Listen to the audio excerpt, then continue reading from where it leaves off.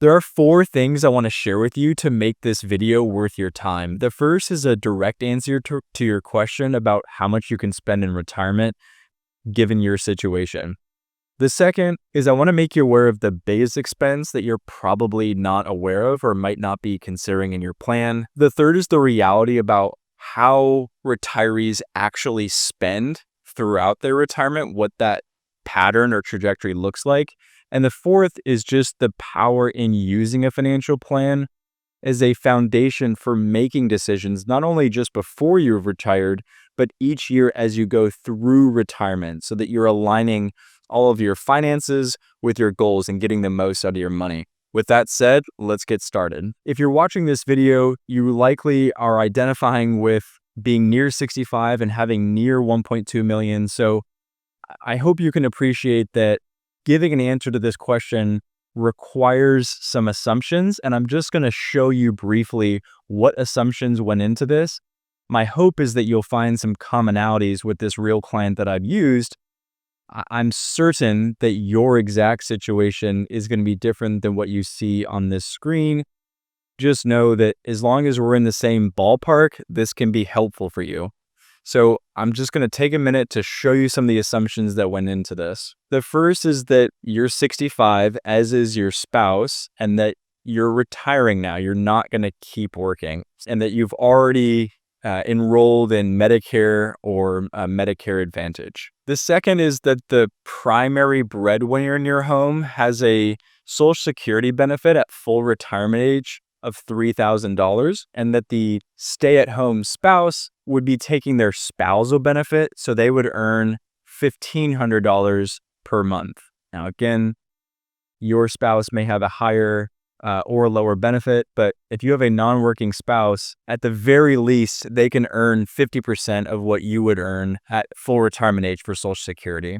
Next, in terms of goals, we already talked about you retiring at 65. I've included some one-time expenses in here for this client. Yours will be different, but it's quite common for us to have one-offs, whether it is a new car, a wedding, a big family vacation, or a new roof, whatever the case may be. The input I put in here and the direct answer to the question about how much we can spend is $112,000 per year, and that's inclusive of medical costs. Last thing we're going to look at is what assets are available to fund our retirement. For this particular client, it's a $1 million 401k and a $200,000 taxable brokerage account. The last thing is some bank cash.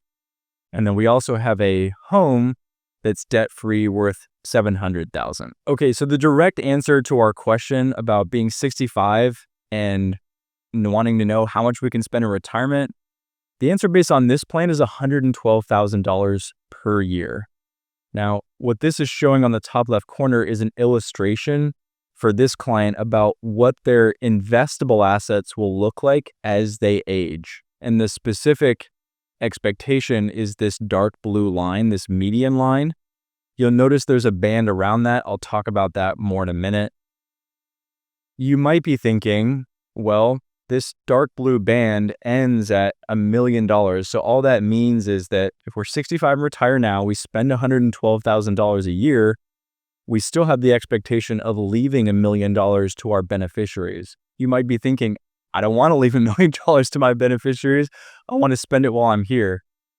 And I hear you loud and clear. What's useful to think about here is retirement horizon of roughly 30 years. It's important to acknowledge the effect of inflation. So $1 million left to our beneficiaries in actually 25 years is only going to be worth $500,000 in today's dollars. That's how much stuff it would be able to buy. So yes, $1 million is a big number, but it really is essentially $500,000 in the future. You might also say, I don't want to leave $500,000. The reason why I've shared with a client that they can spend $112,000 in their situation is it's important to leave a margin of safety when it comes to your financial plan. So I'm all for the idea of spending the last dollar on the last day. The circumstance that I want to help you avoid is not having a dollar on the last day, or maybe not having a dollar in the last year of life. That's a situation we want to avoid. And the only way to do that is to bake in a margin of safety. So same idea of, I don't want to cross a bridge. If my car weighs 10,000 pounds, I don't want to cross a bridge that can only support 11,000 pounds. It better support 20,000 pounds. This software has helped us refine our target expense number at 112,000 to see, okay, well, what is a large enough margin of safety? One that can give us the green light for going ahead and retiring. You might also wonder why the end of this simulation has sort of a crazy curve to it. Let me explain that now. And this gets into the second point that I wanted to offer you that I shared at the start of this video. Just the biggest expense that you've probably not considered yet, that's long-term care. So what is long-term care? Taking care of ourselves in retirement. There are 7 activities of daily living, which are all shown here. When we can't accomplish 2 of them, we are officially having a long-term care event. What you should know about that is once we reach the age of 65, we've got a 70% chance of having a long-term care event at some point in our lives. So this is something that's relevant. You might say it happens to the best of us. So there's a huge spectrum for what a long-term care event looks like, from part-time help around the house to assisted living to nursing home care. It's important to plan for what kind of care you want to receive should it become a need and how it would be funded before you retire, because I'm going to show you how it makes a huge impact on your ability to spend throughout retirement. The specific reason for the crazy curve in this is I talked about before that this client has a $700,000 home that they own debt-free. I've modeled an assisted living event for these clients that they pay for by selling their home, with the idea that, hey, if we've moved and we're not living at home, it's appropriate to sell our home and then use the proceeds to fund what will be a large long-term care expense. And I'm going to show you just how large that is. So the national average for annual long-term care expense is $64,200 per year. That's a big number, and that's in today's dollars. These costs tend to rise at a rate faster than inflation. So if inflation's at 2 or 3%, these costs may be rising at 4 or 5% a year. So while it's $64,000 today, it may be $120,000 by the time we actually use it. Women tend to last longer in long-term care than men. So for these clients, we've assumed that Nancy lasts 3 years in long-term care and that Charlie lasts 2 years. You can use different assumptions in your own plan, but I would share that these are realistic. So if their home wasn't sold, this line would just continue to take a steep drop down.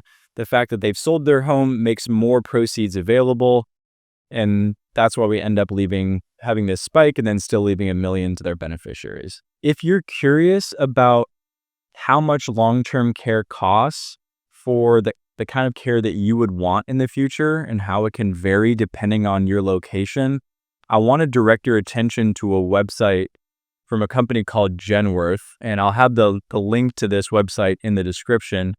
But if you just do a Google search for long-term care cost estimator, this was likely to be one of the first results. And the way to interact with this is just plugging in your zip code. I'm in Phoenix. Here we go. Let's make sure that the year is appropriate. So right now, long-term care in Phoenix in 2025 for assisted living is averaging about $5,800 per month. In-home care is averaging about $7,485 a month. Nursing home care gets way more expensive, and you may have had a parent or a relative that's gone through that. Nursing home stays may not last as long, but they're so expensive. So this is really worth preparing for. Last thing I want to show you on the topic of long-term care is just how large of an effect it has to not have your home equity as being available to fund a long-term care event. I'm going to take a minute to adjust this plan to make their $700,000 home unavailable for retirement expenses. And then I'm going to show you how much lower their monthly spending needs to go in order for it to still be sustainable. Okay, so I've just made the update. Here's the result. We still have $1 million left over, but the amount of expense I needed to adjust this down to is $90,000 per year as opposed to $112,000 per year. And we're talking about a $22,000 a year difference. This is why long-term care is so important to think about before retiring, because it affects when we retire and how much we can spend in retirement. Next thing I want to show you is this graphic from T. Rowe Price, which is showing you what actual spending for retirees tends to look like over time. So what that means in practical terms is that your actual expenses year to year are staying relatively constant, even though prices are rising. That's the bottom line. In terms of how that gets implemented and how that affects your financial plan, if you're spending $100,000 in retirement, it may not be appropriate to assume that you're going to spend $103,000 the next year, $106,000, $109,000 in the following years. More than likely, based on the actual lived experience of retirees, your outlays are going to stay relatively constant. Part of the reason for that, we do spend a little bit more early on for things like vacations, but then as we get older, we start slowing down. We do a little bit less traveling, and then as we get even older, traveling just tends to stop. Like, we're not taking a lot of big trips in our 80s. We just don't have the same energy that we did before. What's happening is the amount that we're consuming tends to go down, and at the same time, prices on everything have gone up.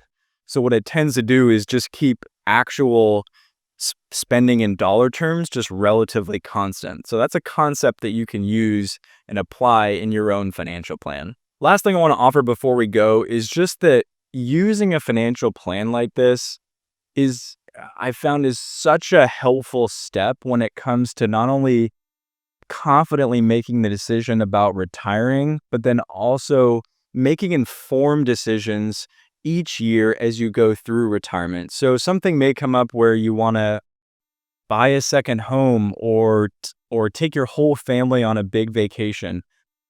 It would be very difficult to understand whether that's affordable or not without having a financial plan. And I have some good news on this front. You can get a free financial plan from several providers, whether it's Fidelity, Schwab, freefinancialplan.com.